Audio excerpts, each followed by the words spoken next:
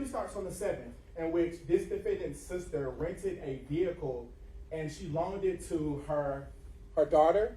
And it was at that point that her daughter gets a phone call around 7 p.m. from the defendant, her uncle. It is at that time that her uncle tells her, hey, my bike just went dead. I need for you to come and pick me up. So what does she do? She goes and picks him up. While she goes and picks him up, he says, let me borrow the car. I need to go to my friend's house. I'll be back in 5 minutes.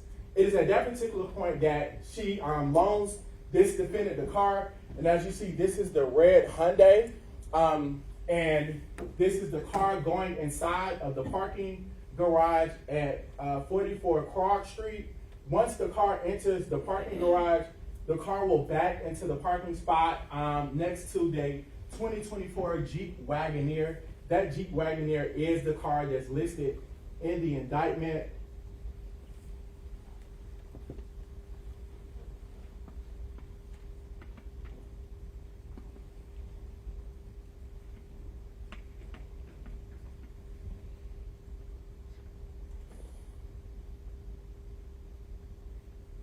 The individual exits the car wearing what we believe to be a gray or white baseball cap. He takes off the baseball cap. He goes to the back of the Jeep Wagoneer, looks inside of the car. At this particular time, we believe this is when he notices the items in the trunk. Those items are black suitcases. You would notice that there was just a highlight of the white writing on the front of this particular person's shirt. That will come in handy. This is the person going to the passenger side, shining lights to find more items in the particular vehicle. At some point, there's going to be a blue Tesla that will pull up. At that time, that person will, the person on the video will be seen hiding so that the blue Tesla cannot see him. This is the part where he's hiding.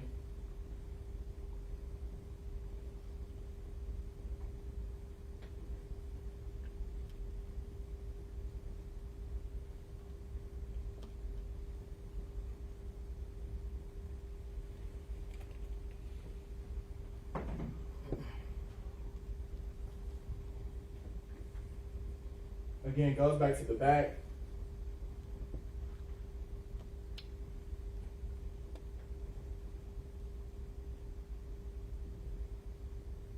And now reaches inside of the vehicle and pulls out the bags.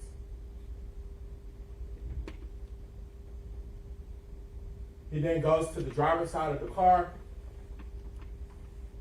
gets in the car, and leaves. The important part of this is that as the defendant is going to be leaving, what you're about to see is the outside angle, and you're going to see the defendant's hand, which led us to believe that this was a black male. Also, from this particular image, officers were able to get the tag of the particular car, which is how they use license plate readers to track the car. Once they track the car, that's how they come in contact with the defendant's niece, as she is arrested for driving the vehicle. And that's when she tells officers the statements about her uncle essentially asking her, can he use the car for some minutes, and that he was gone for these times. It is at that point that officers then go to 942 Hank Aaron, which is where, I'm going to speed this a little bit faster,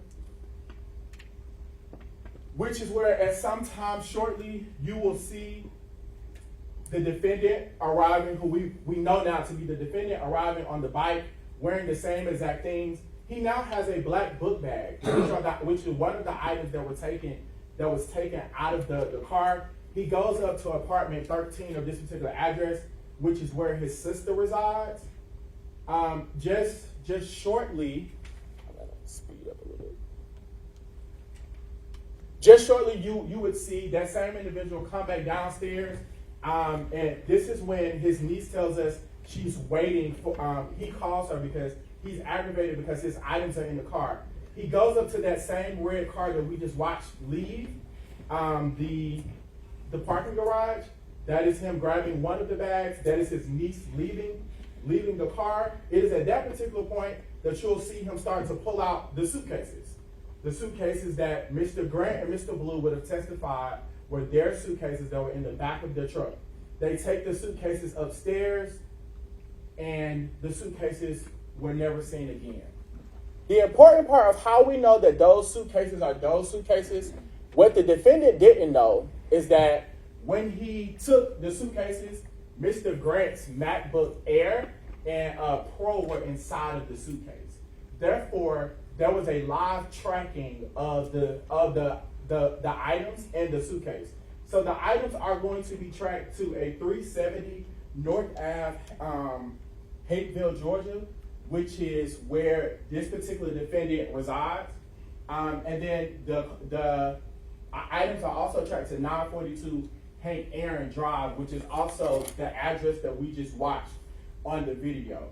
And then those items are no longer tracked, and that is the last place that we see them.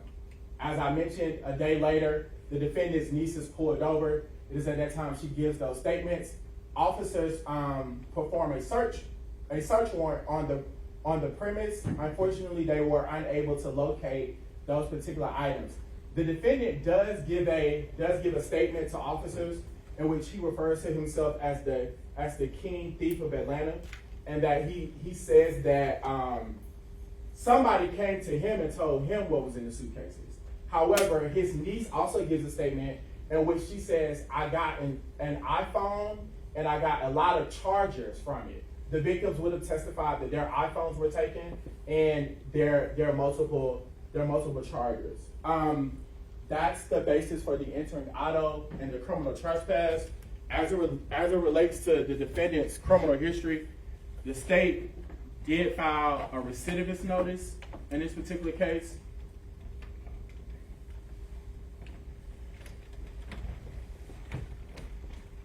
And the defendant's criminal history, there's an 03 SC 4357 for entering automobile, death by receiving stolen property out of the cab from 2003. There's an 02 SC 0328, entering automobile, death by taking out of Fulton, September 16th of 2024. There's an 08 SC 66990, entering automobile, Fulton from 2009. There's an 09 CR 41447, entering automobile out of the cab from 2010. There's a 14 SC 128817, entering automobile out of Fulton from 2015.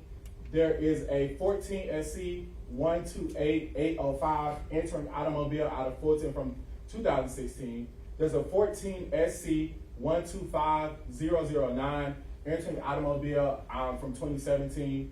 14 SC 128763, entering automobile from 2017. 16 SC 14005, again, entering automobile from 2017. And a 22 CR 0414, entering automobile out of Forsyth from 2023, which is what the defendant mentioned earlier, that his parole has previously been revoked on. Nothing further from the state, Your Honor.